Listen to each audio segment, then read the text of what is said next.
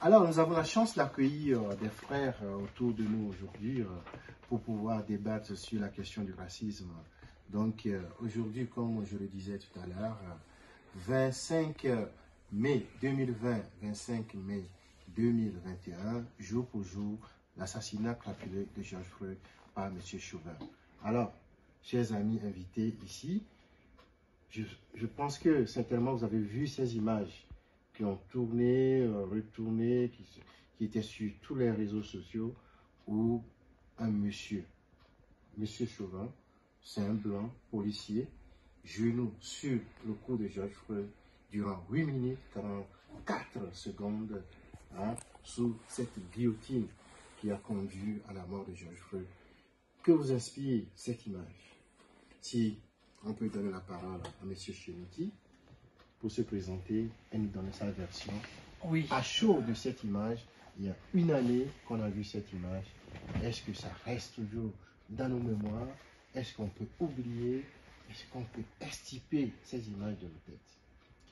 Oui, je m'appelle Chenouti Sorol d'Afrocentricity International Fribourg et Afrocentricity International Suisse. La question est pertinente. La scène est vraiment très douloureuse, hein, pour notre communauté.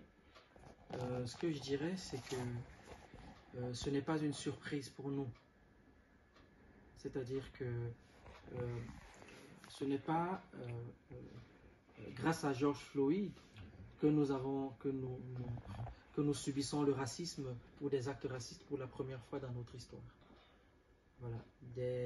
Des actes comme cela, nous en subissons continuellement depuis que nous avons perdu notre initiative historique. C'est-à-dire que la mort de George Floyd n'est qu'une suite, n'est-ce pas, n'est que la suite d'un certain nombre de pratiques et d'événements qui sont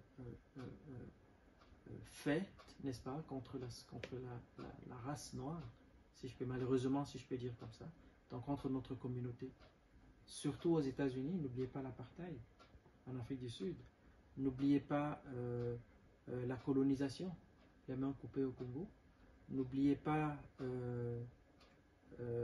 la lutte pour les droits civiques aux États-Unis, n'oubliez pas l'esclavage, n'oubliez pas Haïti. Voilà, nous en avons marre. Donc tu veux dire que voilà, cette image, malgré tout, actualise toute la souffrance qu'a vécu le peuple noir? Aujourd'hui, nous avons la chance d'arriver à une époque où les réseaux sociaux nous permettent de mettre à nu des événements qui, dans le temps, étaient cachés dans les plantations. N'oubliez pas qui est Lynch, hein, l'homme qui a été l'initiateur du concept de lynchage. Voilà, n'oubliez pas qui était cet esclavagiste. Il ne faut pas oublier. La communauté noire mondiale ne peut pas oublier. Et puis comment, si on tourne vers M. Tétu, comment se fait-il que c'est l'image de George Floyd qui est devenue en quelque sorte planétaire? Est-ce qu'on peut dire que les réseaux sociaux ont aidé à faire comprendre au mieux la problématique du racisme ou bien le problème que vivent les Africains? Si vous pouvez vous présenter un petit peu et répondre à la question. Oui, oui. Alors, bonsoir à tous. Moi, c'est Tétu Kenyé. Je suis membre d'AI, Afrocentricity International, division suisse et Fribourg. Et voilà, la thématique de ce soir, c'est le racisme, un peu vu du point de vue des valeurs africaines, donc vu du point de vue afrocentré. Et je pense que cette image-là nous renvoie, pour mon analyse personnelle, cette image nous renvoie à une perception beaucoup plus vaste, celle du racisme systémique.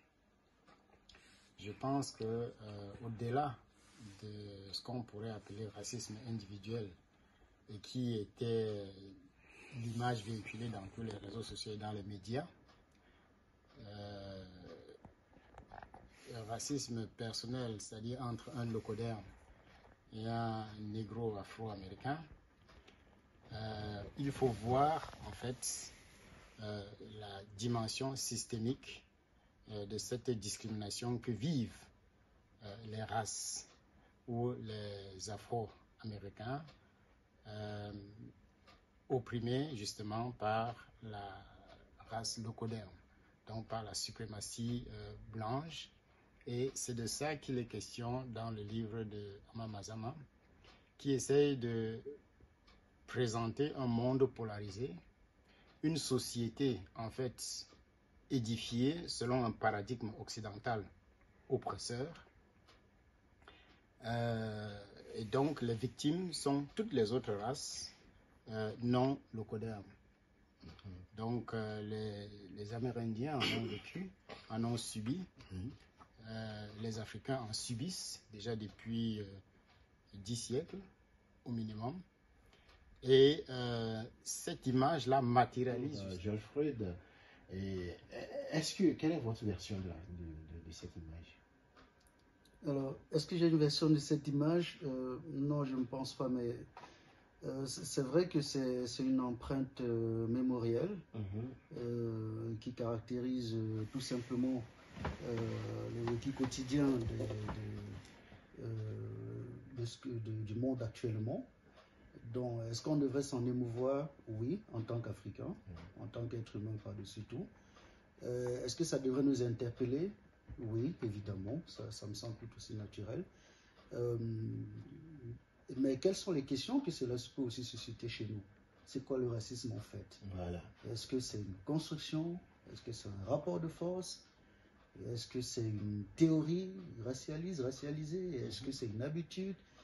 Il y a tellement de réponses qui peuvent s'affronter, il y a tellement de points de vue qui peuvent se rejoindre. Mais ce qui est sûr du point de vue de l'Africain que je suis, évidemment cette image me choque, mais me questionne aussi. Parce que finalement, ce n'est pas une question de rapport de force. D'où